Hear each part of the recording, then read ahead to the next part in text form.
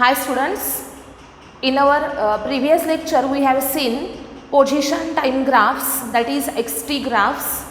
In our today's lecture,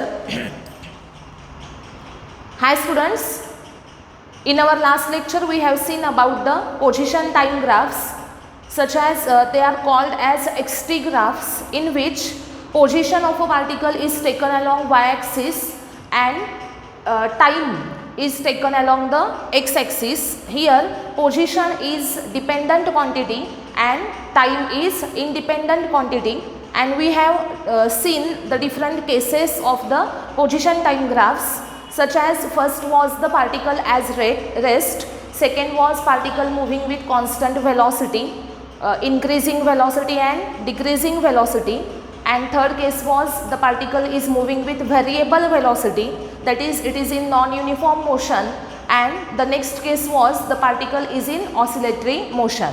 Now in today's lecture we are going to discuss the new point, which is the velocity time graphs.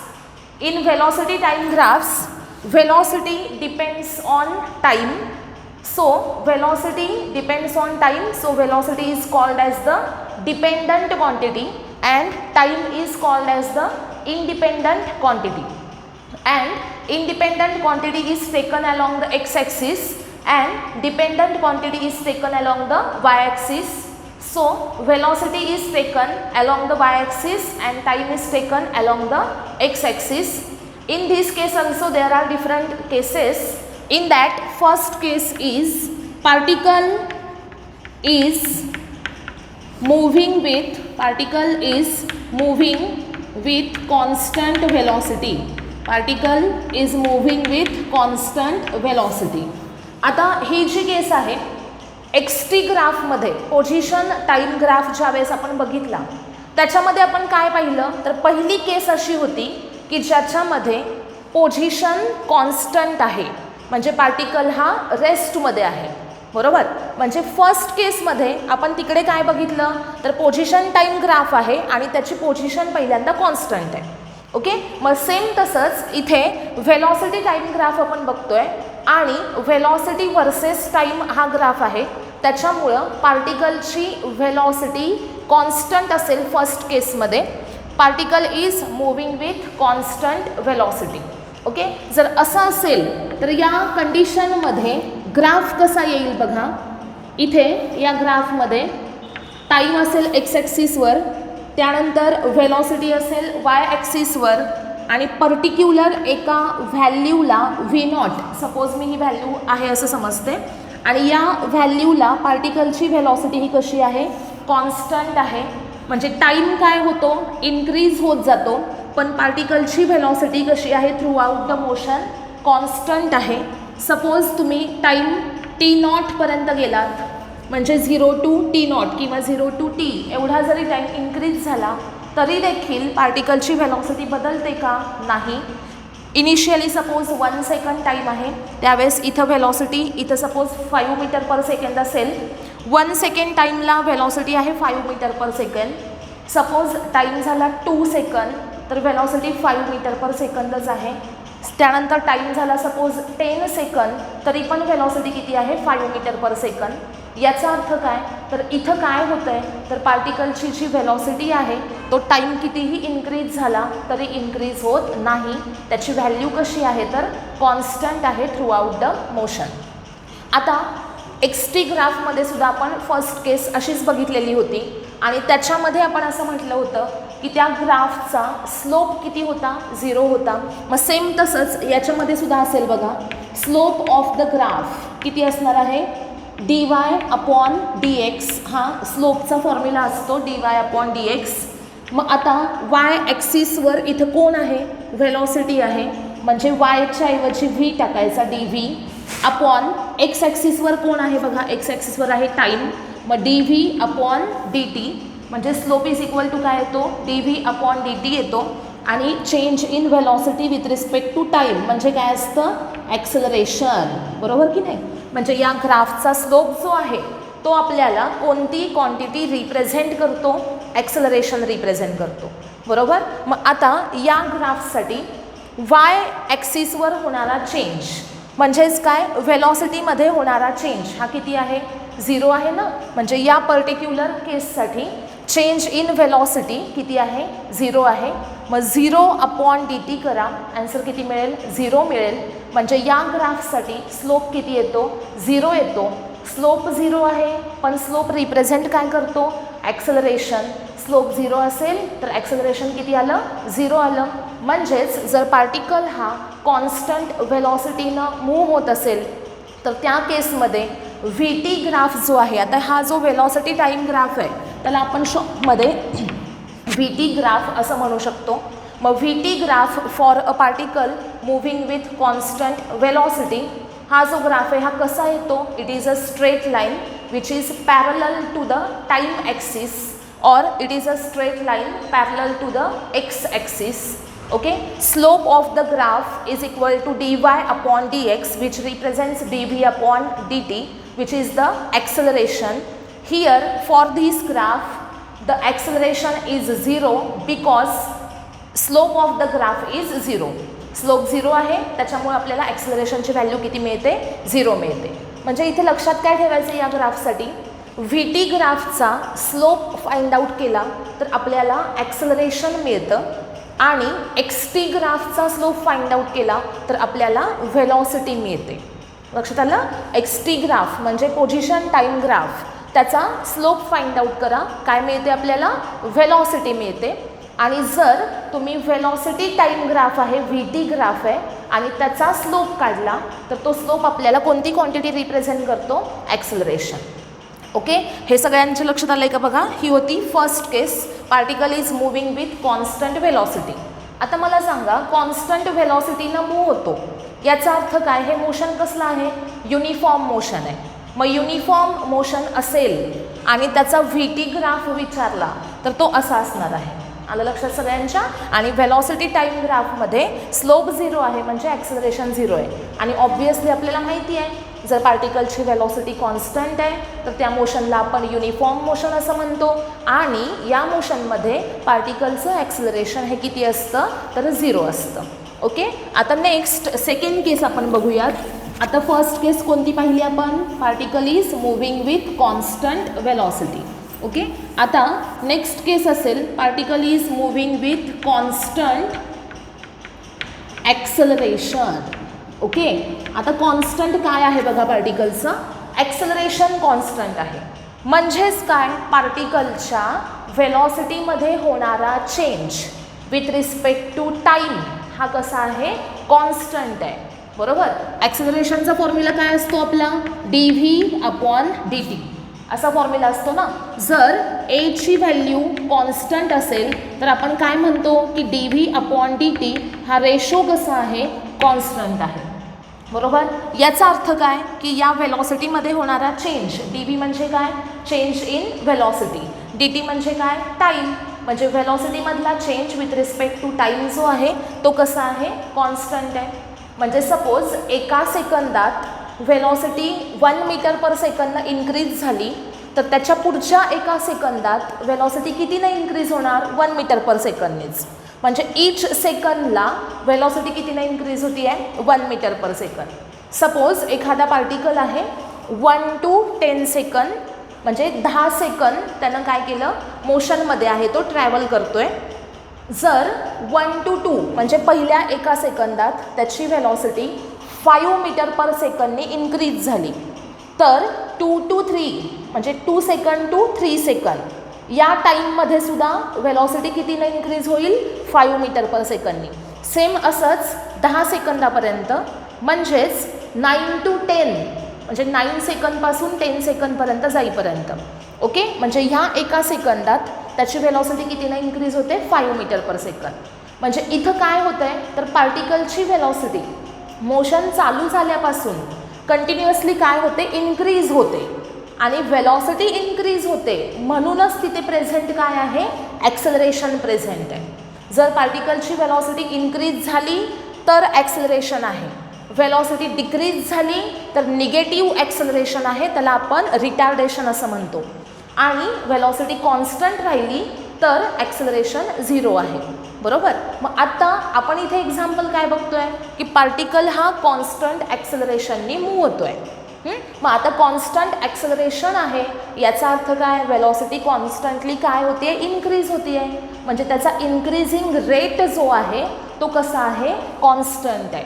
म्हणजे वेलॉसिटीमधला change with respect to time हा कसा आहे, constant आहे. मग आता याचा graph VT graph आपल्याला प्लॉट करायचा आहे.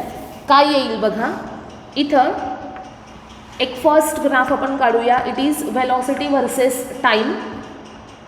0 म्हणजे काय, इनिशियल वेलॉसिटी 0 असणार आहे आणि ग्राफ कसा असेल, straight line which is passing through origin. बरोबर. मग आता सपोज इथे आहे टाईम T1, इथं आहे टाईम T2. मग T1ला करस्पॉन्डिंग इथं जी व्हेलॉसिटी असेल ती असेल V1. T2ला करस्पॉन्डिंग इथे जी व्हेलॉसिटी असेल ती काय असेल, V2. आणि याचा मी इथे सपोज स्लोप फाइंड आउट केला तर हा असेल डेल्टा V, हा असेल डेल्टा T. आणि स्लोप इज इक्वल टू काय असतं सांगा आता, dy/dx. इथं काय येणार, dv/dt. बरोबर. dv म्हणजे काय, वेलॉसिटीमधला चेंज, V2 - V1. बरोबर. आणि अपॉन dt म्हणजे काय, टाईममधला change, that is T2 - T1. म्हणजे V2 - V1 upon T2 - T1. आता इथे मला सांगा V2 ग्रेटर आहे का V1 ग्रेटर आहे. V2 मोठी आहे, V1 लहान आहे ना. म्हणजे फायनल व्हेलॉसिटी मोठी आहे, इनिशियल व्हेलॉसिटी स्मॉल आहे. म्हणजेच इथं काय कंडिशन येते तर V2 कशी आहे बघा, V2 ग्रेटर दॅन V1 आहे. आणि त्यामुळे ॲक्सेलरेशन जे आहे त्याची व्हॅल्यू कशी असेल, पॉझिटिव्ह. हे लक्षात ठेवायचं. काय सांगितलं इथं या ग्राफसाठी V2 ग्रेटर दॅन V1 आहे आणि त्यामुळे इथं जे ॲक्सेलरेशन मिळेल आपल्याला ते ॲक्सेलरेशन कसं मिळेल तर स्लोप म्हणजेच काय, ॲक्सेलरेशन. आणि ॲक्सेलरेशन कसं मिळतं आहे आपल्याला, पॉझिटिव्ह मिळतं आहे. म्हणजेच इथे आपण लक्षात काय ठेवायचं आहे बघा की हा जो ग्राफ आहे हा कुणासाठी आहे तर V2 ग्रेटर दॅन V1 आहे आणि त्याच्यामुळं ॲक्सेलरेशन पॉझिटिव्ह आहे. तर या केससाठी आपल्याला हा ग्राफ मिळतो. बरोबर. त्यानंतर आपण एक सेकंड केस बघूयात. त्या सेकंड केसमध्ये काय होतं आहे बघा, व्हेलॉसिटी वर्सेस टाईम हा ग्राफ प्लॉट केला, पण हा असा ग्राफ आहे. तर याच्यामध्ये काय होईल बघा, सपोज मी इथे टाईम घेते T1, इथे टाईम घेते T2. याची इथे करस्पॉन्डिंग जी व्हेलॉसिटी असेल ती असेल V1 आणि T2ची करस्पॉन्डिंग जी व्हेलॉसिटी असेल ती असेल V2. आता आपल्याला स्लोप फाइंड आउट करायचा आहे. स्लोप कसा काढायचा तर V2 - V1 upon T2 - T1. बघा इथे आणि इथे ह्या ज्या दोन क्वांटिटी आहे ही आहे डेल्टा V आणि इकडची जी क्वांटिटी आहे ती आहे डेल्टा T. डेल्टा V कसा काढला तर V2 - V1 करायचं आणि डिवायडेड बाय काय करायचं, T2 - T1. आता मला सांगा इथे डिफरन्समध्ये कोणती व्हॅल्यू इथं ग्रेटर दिसते आहे, V2 लेस दॅन V1 आहे. V2 खाली आहे ना आणि V1 वर आहे, याचा अर्थ V1ची व्हॅल्यू ग्रेटर आहे, V2ची व्हॅल्यू कमी आहे. म्हणजे V2 लेस दॅन V1 आला. V2 लेस दॅन V1 असेल तर हा जो स्लोप आहे हा स्लोप कसा असेल सांगा मला, निगेटिव्ह असेल. स्लोप निगेटिव्ह आहे याचा अर्थ या एक्झाम्पलमध्ये ॲक्सेलरेशन कसं आलं, निगेटिव्ह आलं. म्हणजे हा जो ग्राफ आहे तो ॲक्सेलरेशन निगेटिव्हसाठी आहे.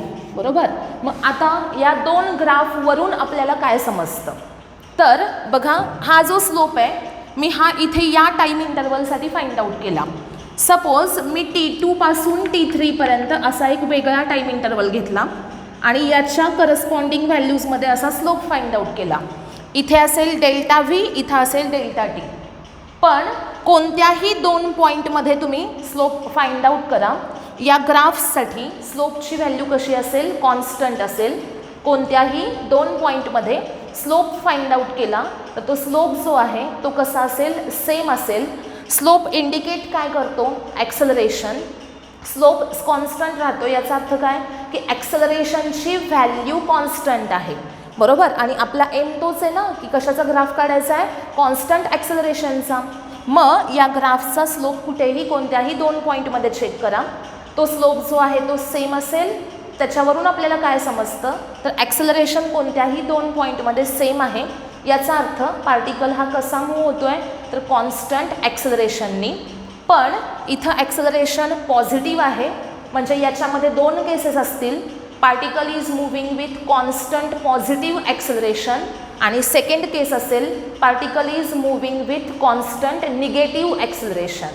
ओके, म्हणजे पहिल्यांदा जर व्हेलॉसिटी स्मॉल आहे आणि नंतर इन्क्रीज होत गेली तर ॲक्सेलरेशन पॉझिटिव्ह, आणि पहिल्यांदा व्हेलॉसिटी लार्ज आहे आणि नंतर कमी कमी कमी होत गेली तर ॲक्सेलरेशन निगेटिव्ह असेल. आलं सगळ्यांच्या लक्षात. म्हणजे कॉन्स्टंट ॲक्सेलरेशनसाठी असा straight line passing through origin असेल आणि कॉन्स्टंट निगेटिव्ह ॲक्सेलरेशनसाठी वरून खाली अशी येणारी स्ट्रेट लाईन असेल. आलं सगळ्यांच्या लक्षात. अशा प्रकारे या ग्राफमध्ये इथे आपण 2 टाईप बघितले. कोणते 2 टाईप? कॉन्स्टंट ॲक्सेलरेशन आहे, पण त्याच्यातसुद्धा 2 केसेस आहेत. ॲक्सेलरेशन आयदर पॉझिटिव्ह असेल किंवा निगेटिव्ह असेल. काल पण आपण बघितलं होतं ना, एक्सटी ग्राफ बघितले होते, त्याच्यात पण अशा 2 केस होत्या, पॉझिटिव्ह व्हेलॉसिटी, निगेटिव्ह व्हेलॉसिटी अशा होत्या ना. मग सेम तसंच व्ही टी ग्राफमध्ये सुद्धा 2 केसेस कॉन्स्टंट ॲक्सेलरेशनसाठी. फर्स्ट केस आहे it is moving with constant positive acceleration आणि सेकंड केस आहे it is moving with constant negative. आता जो आपण ग्राफ बघितला होता first graph, particle is moving with constant positive acceleration, त्याच्यामध्ये ग्राफ हा 0 पासून स्टार्ट झाला. याचा अर्थ ज्यावेळेस टाईम 0 आहे त्यावेळेस पार्टिकलची इनिशियल व्हेलॉसिटी ही किती आहे? 0 आहे. आता आपण याच ग्राफमधली पॉझिटिव्ह ॲक्सेलरेशनसाठीची सेकंड केस बघूयात. त्याच्यामध्ये हे बघा असा ग्राफ इथे सपोज आहे. तर हा ग्राफ आपल्याला इंडिकेट काय करतो बघा, इथं इनिशियली टाईम किती आहे बघा? 0 आहे, बरोबर. पण 0 टाईम असताना पार्टिकलची व्हेलॉसिटीची व्हॅल्यू एवढी आहे ना, बरोबर. ज्यावेळेस टाईम 0 सेकंद आहे त्यावेळेस इनिशियल व्हेलॉसिटी 0 आहे का? नाही. म्हणजे टाईम 0 सेकंद असताना सुद्धा पार्टिकलची इनिशियल व्हेलॉसिटी समथिंग आहे इथं, आणि ही जी व्हेलॉसिटी आहे याला आपण यू असं म्हणतो. आणि यू म्हणजे काय तर initial velocity of the particle. आणि त्यानंतर पार्टिकलची व्हेलॉसिटी ही अशी काय होत जाईल? इन्क्रीज होत जाईल. सपोज ज्यावेळेस टाईम हा टी एवढा होईल त्यावेळेस त्याची व्हेलॉसिटी किती असेल? व्ही एवढी असेल. म्हणजे याच्यावरून आपल्याला काय कळतं आहे तर जर पार्टिकल हा म्हणजे काहीतरी इनिशियल व्हेलॉसिटी त्याच्याकडे आहे आणि युनिफॉर्म ॲक्सेलरेशननी मूव्ह होतो आहे, तर त्या केसमध्ये ग्राफ हा 0 पासून स्टार्ट होणार नाही. तो कुठून स्टार्ट होईल तर त्याच्या इनिशियल व्हेलॉसिटीच्या व्हॅल्यूपासून मग व्हेलॉसिटीमध्ये पुढे इन्क्रीज होत जाणार आहे. बघा मगाचा जो ग्राफ काढला होता आपण व्ही टी ग्राफ तो असा होता ना, म्हणजे ज्यावेळेस टाईम 0 होता त्यावेळेस त्याची इनिशियल व्हेलॉसिटी यू किती होती तर 0 होती, बरोबर. मग आता हा जो ग्राफ आहे हा आपल्याला काय इंडिकेट करतो आहे तर ज्या वेळेस टाईम 0 आहे त्यावेळेस त्याची इनिशियल व्हेलॉसिटी यू समथिंग काहीतरी व्हॅल्यू आहे. म्हणजे सपोज असेल 2 मीटर पर सेकंड, आपण असं अज्युम केलं. तर इथं इनिशियल व्हेलॉसिटी कुठे मिळते तुम्हाला तर इथं हा जो इंटरसेप्ट आहे हा म्हणजे काय असेल तर इनिशियल व्हेलॉसिटी. आणि initial velocity suppose 2 metre per second आहे आणि नंतर टाईम इन्क्रीज होत गेला तर टी इक्वल टू 1 असेल त्यावेळेस सपोज यू असेल 3, टी इक्वल टू 2 असेल सपोज यू असेल 4. म्हणजे काय होणार आहे तर इनिशियल व्हेलॉसिटी 2 त्याच्यापासून पुढे व्हेलॉसिटी कॉन्स्टंटली इन्क्रीज होत जाणार आणि मग पार्टिकलचं ॲक्सेलरेशन कसं राहणार आहे? कॉन्स्टंट राहणार आहे. 2 ग्राफमधला फरक कळला का? पार्टिकलची इनिशियल व्हेलॉसिटी 0 असेल तर ग्राफ जो आहे तो 0 पासून स्टार्ट होईल.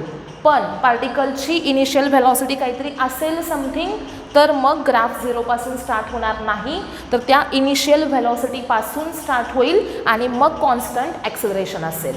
मला लक्षात. हा जो ग्राफ आहे तो काय इंडिकेट करतो? Particle is moving with constant positive acceleration where the particle is having some initial velocity. Okay. आणि हा ग्राफ काय इंडिकेट करतो तर particle is moving with constant positive acceleration where the initial velocity of the particle is 0. Okay. त्यानंतर next case आपण बघूयात.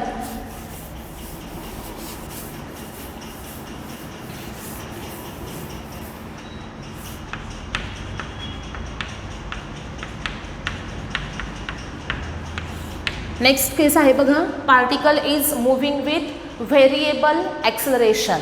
Particle जर variable ॲक्सलरेशननी मूव्ह होत असेल तर त्याचा जो VT ग्राफ आहे तो कसा येईल बघा, असा येईल. आता जे ग्राफ आपण पोझिशन टाईम ग्राफ्स बघितलेले आहेत तशाच या डिफरंट केसेस आहेत बघा. Particle is moving with variable acceleration, तर त्या केसमध्ये ग्राफ असा येणार आहे कर्व शेपमध्ये.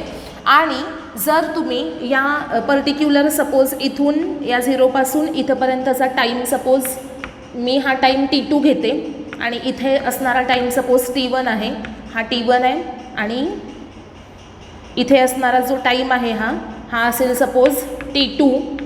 ओके, आणि हा जो स्मॉल टाईम इंटरवल मी इथे घेते तो सपोज असेल DT. आणि याची इथं करस्पॉन्डिंग व्हेलॉसिटी असेल V1 आणि याची इथं करस्पॉन्डिंग व्हेलॉसिटी असेल V2.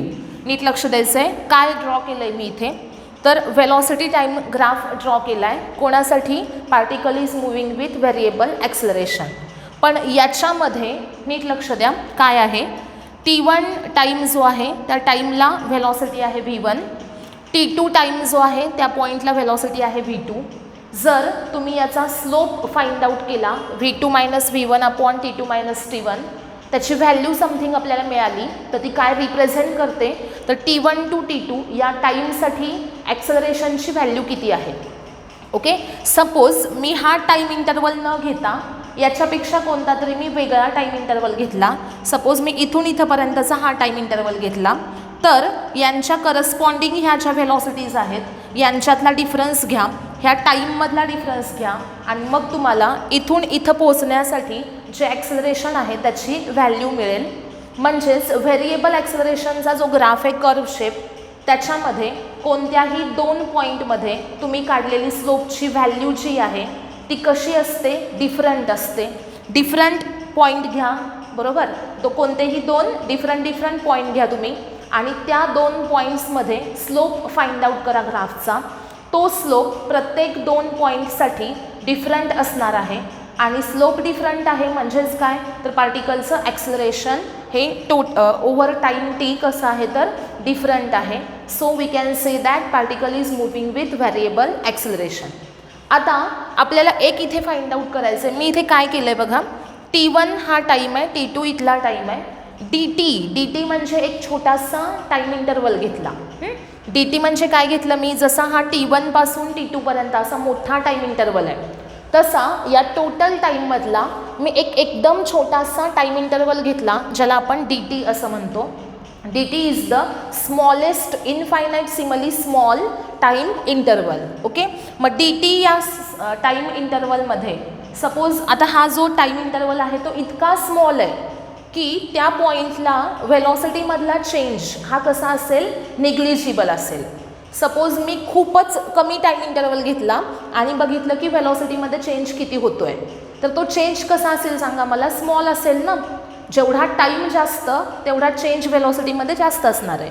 जेवढा तुम्ही टाईम कमी घ्याल तेवढा व्हेलॉसिटीमधला चेंज कमी असणार आहे. मग सेम तसंच मी खूप लहान टाईम इंटरवल घेतला तर त्या स्मॉलेस्ट टाईम इंटरवलसाठी व्हेलॉसिटीमधला चेंज हा खूप स्मॉल असेल आणि आपण असं म्हणूयात की तो इतका स्मॉल आहे व्हेलॉसिटीमधला चेंज की तो कसा असेल, निग्लिजिबल असेल.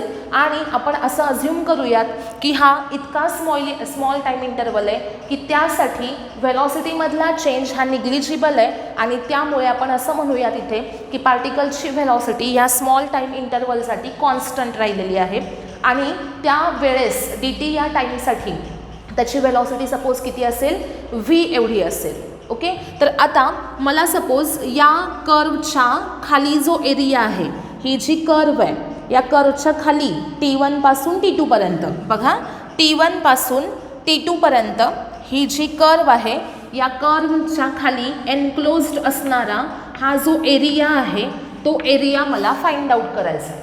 ओके, मग हा एरिया फाइंड आउट करताना काय केलं जाईल, तर एरिया इज इक्वल टू काय असणार आहे, इंटिग्रेशन V/dt. ओके, आणि टाईम आहे T1 to T2, बरोबर. म्हणजे इथं काय केलं आपण, एरिया फाइंड आउट करणार आहे. मग याच्यासाठी एक्स ॲक्सिसवरचा स्मॉलेस्ट टाईम इंटरवल DT घेतला, त्याची करस्पॉन्डिंग व्हेलॉसिटी V घेतली म्हणजे x × y. ओके, एरिया कसा फाइंड आउट करणार आहे आपण, एक्स ॲक्सिसवरची फिजिकल क्वांटिटी इंटू वाय ॲक्सिसवरची फिजिकल क्वांटिटी. आता हा जो शेप आहे हा शेप असा आहे की त्याचा नॉन युनिफॉर्म कर्व आहे, त्याच्यामुळे आपण त्याचा एरिया इझिली फाइंड आउट करू शकत नाही. त्यासाठी आपल्याला इंटिग्रेशनचा यूज करावा लागेल. ओके, इंटिग्रेशनचा यूज काय, स्मॉलेस्ट क्वांटिटी आपल्याला माहीत आहे आणि आपल्याला लार्ज क्वांटिटीकडे जायचं आहे, त्यावेळेस आपण इंटिग्रेशन यूज करतो. म्हणजेच काय, जर तुम्हाला ही एक अशी छोटी स्ट्रीप आहे हां, म्हणजे इथं मी हा डी टी टाईम इंटरवल लिहिला आहे ना, ही स्ट्रीप मी सपोज इथं दाखवली आहे हां, ही इथं त्याची लेंथ किती आहे, एक्स ॲक्सिसवर डी टी आहे आणि याची करस्पॉन्डिंग व्हेलॉसिटी याच्यावर किती आहे तर व्ही आहे. बरोबर, व्हेलॉसिटी आहे व्ही, टाईम आहे डी टी. म्हणजे ही स्ट्रीप जी आहे ती कोणत्या शेपमध्ये आली, रेक्टँगल शेपमध्ये आली. आणि तिचा एरिया कसा फाइंड आउट करायचा, याचा एरिया कसा करायचा तर लेंथ इंटू ब्रेड्थ करायचं असतं. लेंथ किती आहे व्ही आहे, ब्रेड्थ किती आहे डी टी आहे. बरोबर, म्हणजे व्ही इंटू डी टी हा काय मिळाला, या स्ट्रीपचा एरिया मिळाला. बरोबर, ही छोटी डार्क केलेली ही जी स्ट्रीप आहे हिचा एरिया आपल्याला किती कसा काढला तर इथं असणारी फिजिकल क्वांटिटी म्हणजे ही त्याची ब्रेड्थ आहे आणि ही जी आहे ही तिची लेंथ आहे. लेंथ आहे व्हेलॉसिटी व्ही आणि ही जी आहे ती काय आहे त्याची ब्रेड्थ किती आहे तर डी टी. मग लेंथ इंटू ब्रेड्थ करा, याचा एरिया मिळेल. म्हणजेच काय, व्ही इंटू डी टी केल्यावर आपल्याला या स्ट्रीपचा एरिया मिळेल. मग आता सपोज आपल्याला T1 पासून T2 पर्यंत ही जी हा जो एरिया आहे त्याच्यामध्ये अशा छोट्या छोट्या भरपूर स्ट्रिप्स आहेत ना, म्हणजे हा जो एरिया आहे इथून इथंपर्यंतचा याच्यामध्ये अशा प्रकारच्या अशा भरपूर आतमध्ये काय असणार आहेत या स्ट्रिप्स असणार आहेत आणि या सगळ्या स्ट्रिप मिळून तो एरिया तयार झालेला आहे. मग अशा वेळेस काय करायचं तर एका स्ट्रिपचा एरिया फाइंड आउट करायचा आणि त्या स्ट्रिपचं जो एरिया असेल त्याचं इंटिग्रेशन घ्यायचं. कुठून कुठे तर T1 या टाईमपासून T2 या टाईमपर्यंत. म्हणजे या स्ट्रिपचा एरिया घेतला, तो जो एरिया आहे त्याला इंटिग्रेट केलं, त्याच्यावरून आपण काय केलं तर T1 टू T2 या टाईममध्ये इथं ज्या काही स्ट्रिप्स आहेत त्या सगळ्यांच्या एरियाची काय होणार ॲडिशन होणार. म्हणजेच काय, आपण एक स्ट्रिपचा एरिया घेतला, त्याचं इंटिग्रेशन घेतलं आणि त्याचं लिमिट टाकलं कुठून कुठंपर्यंत की आपल्याला काय मिळतं तर इथून इथंपर्यंत असणारा टोटल एरिया मिळतो. बरोबर, म्हणजेच हा total area it is the addition of small areas. म्हणजे अशा प्रकारचे मल्टिपल स्मॉल एरियाज तुम्ही ॲड केले की तुम्हाला इथून इथला एरिया मिळेल आणि त्याचं फॉर्म्युला कसा असेल तर इंटिग्रेशन घ्यायचं आहे स्मॉल एरियाचं. मग integration of V D T आणि टाईम लिमिट कुठून कुठे T1 पासून T2 पर्यंत. ओके, आता हे कसं सॉल्व करायचं तर इंटिग्रेशन T1 टू T2. मला सांगा व्ही म्हणजे काय, व्हेलॉसिटी आहे ना, मग व्हेलॉसिटी इज इक्वल टू काय असतं तर dx अपॉन dt. व्हीच्या ऐवजी dx अपॉन dt लिहिला, इंटू पुढे काय असणार आहे dt असणार आहे. मग आता पुढे काय येईल बघा, dt कॅन्सल झाला, इंटिग्रेशन dx आणि टाईम आहे T1 टू T2. मला सांगा dxचं इंटिग्रेशन काय असणार आहे तर इंटिग्रेशन T1 टू T2 आणि पुढं 1 इंटू डी एक्स आहे असं मी लिहिते. इथं काहीच नाही आहे म्हणजे इथं काय आहे 1 आहे ना, 1 इंटू डी एक्स. 1चं इंटिग्रेशन काय असतं तर एक्स असणार. म्हणजे इथं आपल्याला ॲन्सर काय मिळतं एक्स आणि त्याला टाईम असेल T1 टू T2. म्हणजे एक्सची व्हॅल्यू T2 टाईमला किती आहे मायनस एक्सची व्हॅल्यू T1 टाईमला किती आहे. बरोबर, म्हणजे इथं काय केलं आपण बघा तर हा एरिया फाइंड आउट केला. एरिया कसा फाइंड आउट केला नीट लक्ष द्यायचं आहे जरा.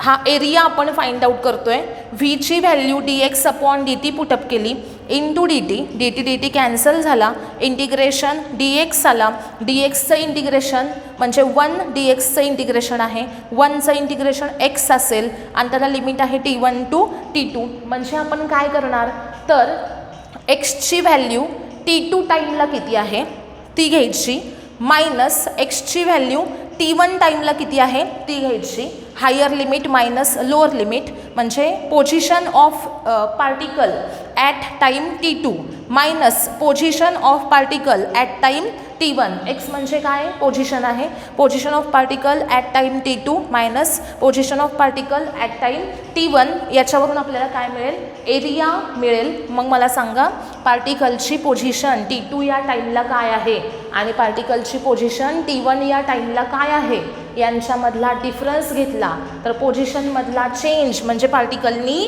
ट्रॅव्हल केलेलं डिस्टन्स असेल. म्हणजे एरिया आपल्याला काय दाखवेल, तर distance travelled by particle. Okay, म्हणजे इथं कुणाचा एरिया घेतला आपण, तर व्हेलॉसिटी टाईम ग्राफ जो आहे त्याच्या खाली जो एरिया एनक्लोज्ड आहे, एनक्लोज म्हणजे चारी बाजूने क्लोज असणारा. ओके, म्हणजे व्हेलॉसिटी टाईम ग्राफच्या खाली जो एनक्लोज्ड एरिया आहे तो एरिया आपल्याला कोणती क्वांटिटी रिप्रेझेंट करतो, तर distance travelled by particle. Okay, during its motion. आणि सपोज तुम्हाला सांगितलं की T1 पासून T2 पर्यंत गेला आणि याचा तुम्हाला काय फाइंड आउट करायचं आहे, तर डिस्टन्स किती ट्रॅव्हल केलं. ओके, इतक्या टाईमपासून इतक्या टाईमपर्यंत गेलेला असेल, मग पार्टिकलनी डिस्टन्स किती ट्रॅव्हल केलं ते VT ग्राफवरून सांगा. तर मग काय करायचं, तर velocity time ग्राफचा simple find out काय करायचा, एरिया फाइंड आउट करायचा. ओके, ही सगळ्यात महत्त्वाची कन्सेप्ट आहे. व्हेलॉसिटी टाईम ग्राफचा स्लोप आपल्याला ॲक्सेलरेशन रिप्रेझेंट करतो, पण व्हेलॉसिटी टाईम ग्राफचा एरिया हा आपल्याला काय रिप्रेझेंट करतो, तर व्हेलॉसिटी टाईम ग्राफचा एरिया आपल्याला पार्टिकलनी ट्रॅव्हल केलेलं डिस्टन्स रिप्रेझेंट करतो. सगळ्यांच्या लक्षात आलं आहे का बघा. XT ग्राफ असेल पोझिशन टाईम ग्राफ, स्लोप आपल्याला व्हेलॉसिटी रिप्रेझेंट करतो. जर व्हेलॉसिटी टाईम ग्राफ असेल, स्लोपवरून ॲक्सेलरेशन मिळतं आणि व्हेलॉसिटी टाईम ग्राफच्या खाली एनक्लोज असणारा एरिया हा आपल्याला त्या पार्टिकलनी ट्रॅव्हल केलेलं डिस्टन्स रिप्रेझेंट करतो. आलं सगळ्यांच्या लक्षात. ओके, आता एक एक्झाम्पल आपण बघणार आहोत व्हेलॉसिटी टाईम ग्राफसाठी. बघा, हा जो ग्राफ दिला आहे आपल्याला त्याच्या वाय ॲक्सिसवर व्हेलॉसिटी आहे मीटर पर सेकंदमध्ये आणि एक्स ॲक्सिसवर टाईम रिप्रेझेंट केला आहे सेकंदमध्ये. आणि आपल्याला हा ग्राफ असा त्यांनी दिलेला आहे आणि त्याच्यावर हे 4 क्वेश्चन विचारलेत आणि त्याचे ॲन्सर्स आपल्याला द्यायचे आहेत. ओके, तर याच्यामध्ये बघा, initial speed of the car is, म्हणजे फर्स्ट क्वेश्चन आहे की या ग्राफवरून आपल्याला सांगायचं आहे की कारचं इनिशियल स्पीड काय असेल. ओके, आता मला सांगा ग्राफ हा स्टार्ट कुठून झाला आहे, 0 पासून झाला आहे. म्हणजे ग्राफ स्टार्ट 0 पासून होतो याचा अर्थ काय, तर त्याचं इनिशियल स्पीड हे किती असलं पाहिजे, 0 असलं पाहिजे. म्हणजे initial speed of the car is 0 metre per second. हे फर्स्ट आन्सर मिळालं. सेकंड बघा, maximum speed attained by the car. या कारने इथून 0 पासून 8 सेकंद म्हणजे ट्रॅव्हल किती वेळ केला आहे, 8 सेकंदापर्यंत. आणि तुम्हाला या टाईममध्ये त्या कारने किती मॅक्झिमम स्पीड अटेंड केलं ते विचारलं आहे. मला सांगा स्पीडची मॅक्झिमम व्हॅल्यू कारने किती अटेंड केलेली आहे, 20. म्हणजे याचं ॲन्सर काय असेल, तर 20 मीटर पर सेकंड. नेक्स्ट बघा, part of the graph showing the 0 acceleration. आता मला सांगा ग्राफ आपल्याला VT ग्राफ आत्ताच बघितले की नाही आपण, याच्यामध्ये हा जो फर्स्ट ग्राफ आहे इथून इथंपर्यंतचा म्हणजे 0 to 3 सेकंदचा, इथे व्हेलॉसिटी काय होत जाते, इन्क्रीज होत जाते. आणि VT ग्राफ ज्याच्यामध्ये असा आहे straight line passing through origin, तो काय इंडिकेट करतो की particle is moving with constant acceleration. बरोबर, particle is moving with constant acceleration.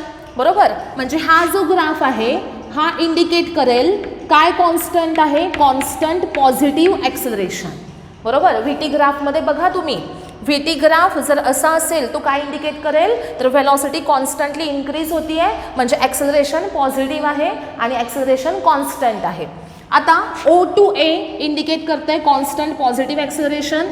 आता A to B बघा, A to B पार्टिकलची व्हेलॉसिटी बदलली का, नाही. पार्टिकल Aला मोशन चालू केलं, व्हेलॉसिटी 20 मीटर पर सेकंद होती, 3 पासून 6 सेकंदापर्यंत ट्रॅव्हल केलं आणि पॉईंट Bला पोचला, तरी पण व्हेलॉसिटी किती आहे, 20 मीटर पर सेकंद आहे. म्हणजे व्हेलॉसिटी कॉन्स्टंट आहे, या मोशनमध्ये व्हेलॉसिटी कॉन्स्टंट आहे आणि त्यामुळे ॲक्सेलरेशनची व्हॅल्यू किती असणार आहे, 0 असणार आहे. आणि हे मोशन जे आहे ते युनिफॉर्म मोशन असेल. बरोबर, म्हणजे इथं ॲक्सेलरेशनची व्हॅल्यू 0 मिळाली. आता हा जो सेक्शन आहे बी पासून, सपोज इथे सी नाव दिलं, बी टू सी पार्टिकल वरून असं खाली येते ना व्हेलॉसिटीची व्हॅल्यू. याचा अर्थ काय, तर इथं व्हेलॉसिटी काय होतीये, डिक्रीज होतीये आणि कॉन्स्टंट निगेटिव्ह ॲक्सेलरेशन. ओके, हा ग्राफ जो आहे असा व्ही ग्राफ, तो काय इंडिकेट करतो की ॲक्सेलरेशन कॉन्स्टंट आहे, पण ते कसं आहे, निगेटिव्ह आहे, कारण व्हेलॉसिटी काय होतीये, डिक्रीज होतीये. मग आता याच्याबद्दल कोणताही क्वेश्चन विचारला तरी सांगता आला पाहिजे. हा जो ग्राफ आहे तो काय इंडिकेट करेल, कॉन्स्टंट पॉझिटिव्ह ॲक्सेलरेशन. इथून इथे हा ग्राफ इंडिकेट करतो युनिफॉर्म मोशन, म्हणजेच ॲक्सेलरेशनची व्हॅल्यू 0 आणि व्हेलॉसिटी कॉन्स्टंट. आणि बी टू सी हा जो ग्राफ आहे तो काय इंडिकेट करेल, तर व्हेलॉसिटी डिक्रीज होतीये, त्यामुळे ॲक्सेलरेशन कॉन्स्टंट आहे पण कसं आहे, निगेटिव्ह आहे. मग आता थर्ड क्वेश्चन काय आहे आपला, तर part of the graph showing the 0 acceleration. 0 acceleration दाखवणारा कोणता पार्ट आहे, तर ए पासून बी पर्यंत, म्हणजे part A B shows the value of 0 acceleration. Okay, पुढं the distance travelled by car in first 6 second. बघा आत्ताच मी सांगितलं होतं की तुम्हाला व्ही टी ग्राफ दिलाय, V T velocity time graph, आणि पार्टिकलनी ट्रॅव्हल केलेलं डिस्टन्स विचारलंय. तर ते डिस्टन्स काढण्यासाठी आपल्याला करायचं आहे काय, तर जेवढा टाईम दिलेला आहे तेवढ्या टाईमपर्यंतचा एरिया फाइंड आउट करायचा. ओके, मग आता ते बघूयात आपण की distance travel by particle in first 6 second काय असेल. ओके, आता डिस्टन्स फाइंड आउट करायचं म्हणजेच काय काढायचा, एरिया काढायचा. फर्स्ट 6 सेकंडपर्यंतचा एरिया काढायचा आहे. ओके, म्हणजे distance travelled is equal to area. Okay, आणि टाईम सांगितलं आहे त्यांनी फर्स्ट 6 सेकंड, म्हणजे 0 पासून 6 सेकंड, म्हणजे इथे सपोज मी नाव दिलं डी, इथं नाव दिलं ई, तर काय करायचं आहे आपल्याला, तर ओ ए बी डी हा जो एनक्लोज्ड पार्ट आहे याचा एरिया फाइंड आउट करायचा आहे. 0 पासून 6 पर्यंत ओ ए बी डी हा जो एरिया आहे एनक्लोज्ड एरिया, हा एरिया फाइंड आउट केला इथून इथपर्यंतचा की आपल्याला काय मिळेल, पार्टिकलनी ट्रॅव्हल केलेलं डिस्टन्स. मग याच्यामध्ये काय काय आहे, तर area of triangle O A E आणि plus area of rectangle A B D E. Okay, बघा हा जो टोटल एरिया आहे याच्यामध्ये काय येणार, तर या ट्रँगलचा एरिया येणार प्लस या रेक्टँगलचा एरिया येणार. ओके, मग पुढे काय येईल बघा, ट्रँगलचा एरिया कसा फाइंड आउट करायचा, 1/2 इंटू बेस किती आहे ओ ई आणि हाईट किती आहे ए ई. बरोबर, 1/2 इंटू बेस इंटू हाईट करा, प्लस एरिया ऑफ रेक्टँगल म्हणजे काय येणार, लेंथ इंटू ब्रेड्थ, लेंथ किती आहे बघा डी ई आणि इंटू ब्रेड्थ आहे ए ई.